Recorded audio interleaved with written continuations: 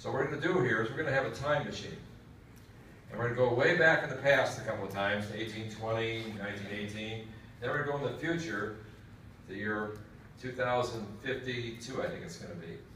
And before we do that, we're going to start off. We have a few questions here. And when you know the answer, raise your hand. Stand by.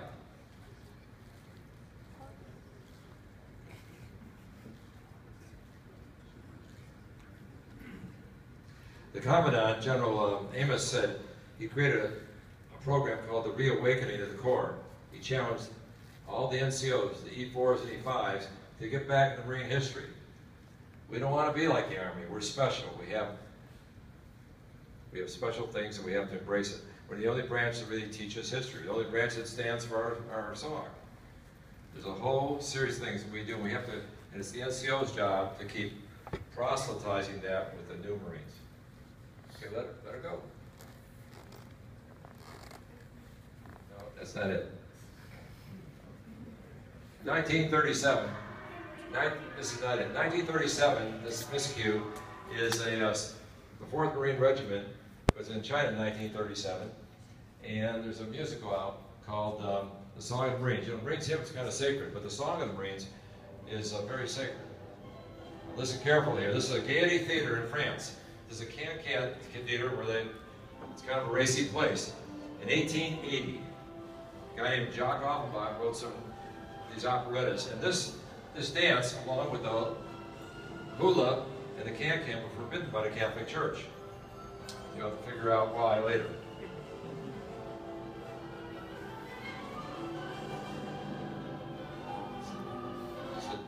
It's an operetta called Genevieve Brabant, written by Jacques Offenbach, a very famous composer. And when you recognize the song, raise your arm.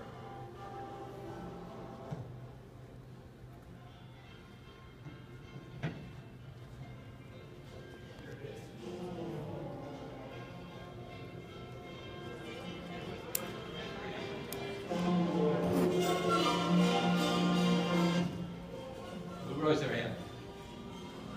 Okay. Well, you're a little more convenient. You can stand up here. Stand up. Sergeant Hernandez, what's the name of the song? Sit down. That's wrong. Anybody else? Who else raised their hand? He said Marine Corps hymn. What did he stand up? Stand up. I'm standing. What did you? Sit down. Anybody else know the name of that song? I can tell you right now, it's not the Marine Corps hymn. Anybody else? Who? Stand up. Come over here. Yes, it's the Marines hymn. Where you guys been? A lot of walking around here.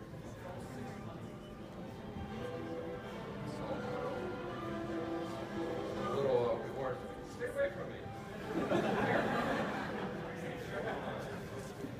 Okay.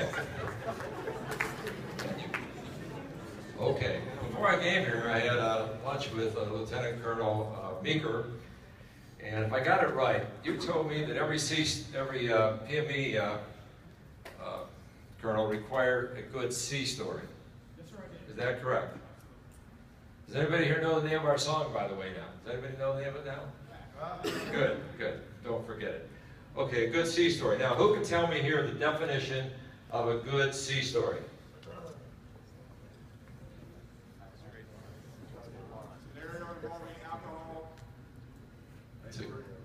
That's a good. Anybody else? Okay, the way I understand it, a good sea story doesn't allow reality to stand between you and a good sea story. So we just went to 1880. Now we're going way into the future, kind of like News of the Future. We're going to go to the year 2050, and we're going to a plantation down in the country of Costa Rica. Costa Rica, one of the nicest places in Latin America. And there's an old retired sergeant major on that. And he's really crippled up. I mean, this guy's pathetic. Way in his 90s, just a wreck. And he's got a tractor. You know those John Deere tractors with all the green and yellow paint on them, like all chipped? And his tractor's all chipped and worn out. And on the side it says, Ramsey Alcazar, Sergeant Major, retired Marines. Got all his medals and things on, all painted up. It's all chipped and faded. This guy's really, really in bad shape. And he's working his tractor along his somewhere between his bananas and his papaya. He's working this tractor, and all of a sudden he hears a boom, bang, and a bird comes flying out of the sky. The Costa Rican sky. Falls right there between the fence line and the tractor. And all of a sudden, coming down the road, is a really big dude. He's like 6'4". He's in those fancy hunting clothes with the shotgun shells and everything. He's coming down the road, and he says, "Hey, old timer, that's my bird. I'm coming over to get it." Well, the old sergeant major says, "Afraid not. Here in Costa Rica, bird's on my property. It's my bird." And the guy says, "You know who I am? I'm Saul Leibowitz. I'm the meanest, toughest New York attorney you're ever going to meet. If I don't get that bird, I'll sue you up one side of your body and down the other." And the old guy says, "Well, you know, here in Costa Rica, we don't do much of that litigating lawyer stuff, but we do have the 3-kick rule." And the big guy says, "Well, what's the 3-kick rule?" He says, "Well, I get off the tractor, and I kick you 3 times, then you kick me 3 times, and whoever gives up, the other guy gets the bird." Big New York dude looks at this pathetic wreck. He's really a wreck. He looks at it and says, "Okay, I'll do it." You know the guy, huh? Okay, so he gets, all of a sudden, the old sergeant major gets off the tractor. He stands up tall and proud, like he's got an infusion of adrenaline. He looks like he's 30 years old. He looks like, and he's wearing his boots and his utility pants and a green t-shirt. And he walks right up to that New York lawyer, and he takes his right boot, right where the Mississippi and Missouri meet, and he goes, wham! And then New York lawyer bends over in pain.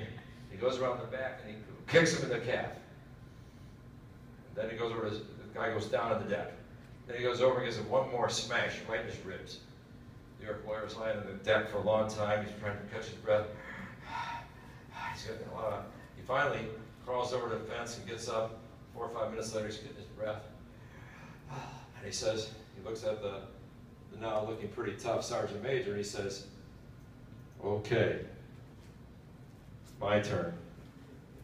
And the sergeant major says, "Nah, that's okay.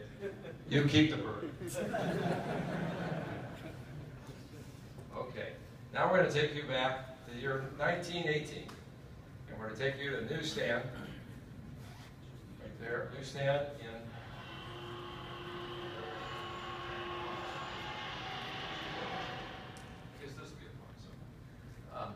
newsstand in New York. We have a young man here who ought to be in double pups, and he's selling newspapers announcing the war going on in France. And this is one of the exhibits. The New Marine Museum, by the way, is being doubled in size. It's the best museum, not only military, it's the best museum on planet Earth. If ever you have a chance, be sure to put it on your bucket list. Right after you've been to the campus in Notre Dame. 2 bucket list items. So, now, let it rip.